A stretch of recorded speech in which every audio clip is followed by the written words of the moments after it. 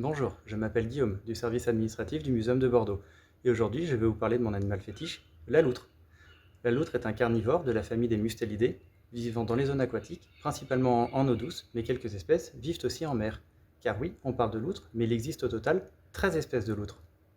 La plus grande, la loutre géante du Brésil, peut mesurer jusqu'à 1,80 m.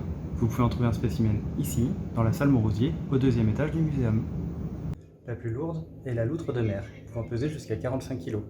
La plus commune dans nos régions est la loutre d'Europe. Vous pouvez en trouver une ici, dans diversité des milieux aquatiques. Une famille de loutres se cache aussi au musée des tout-petits. La loutre ne possède pas de couche de graisse pour s'isoler du froid. À la place, elle possède un des pelages les plus fournis chez les mammifères. Entre 60 000 et 80 000 poils par centimètre carré chez les loutres d'Europe, et jusqu'à 150 000 poils chez certaines espèces. Particulièrement prisée pour sa belle fourrure, la loutre de mer a été intensivement chassée entre 1741 et 1911.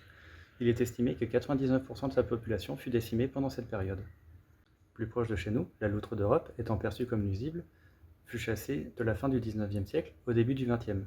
Sa chasse a été interdite en France en 1972 et les piégeages en 1994. Actuellement, la quasi-totalité des espèces de loutres sont en danger.